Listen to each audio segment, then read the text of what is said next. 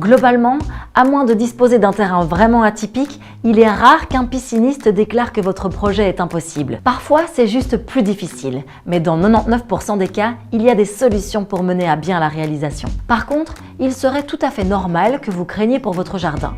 Selon le projet, il est possible que des aménagements doivent être faits et que des dégâts soient occasionnés. Mais tous ces détails auront bien évidemment été anticipés pour que vous n'ayez pas de mauvaises surprises. Dans tous les cas, sachez que le pisciniste viendra toujours sur place pour tout vérifier et établir un devis correct sur base de ces observations.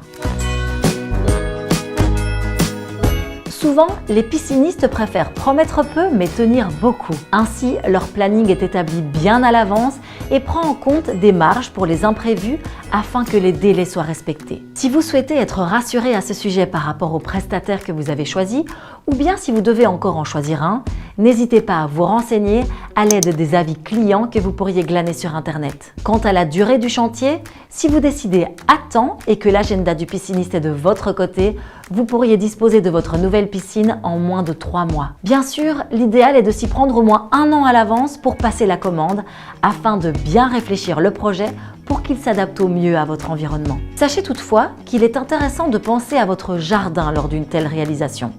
Septembre et octobre sont les mois idéaux pour que la pelouse et les plantes repoussent d'une belle manière.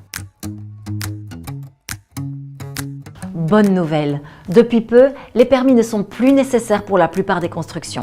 Il suffit de respecter quelques règles assez simples et basiques. Ainsi, si votre piscine est au moins partiellement enterrée, dans la mesure où vous n'en construirez qu'une seule, qu'elle ne dépasse pas 75 mètres carrés, qu'elle n'est pas visible depuis la voirie, qu'elle est à usage privé et qu'elle est à au moins 3 mètres des limites mitoyennes, vous êtes tranquille. Si elle est couverte par un abri télescopique, il ne pourra pas dépasser 3,50 mètres.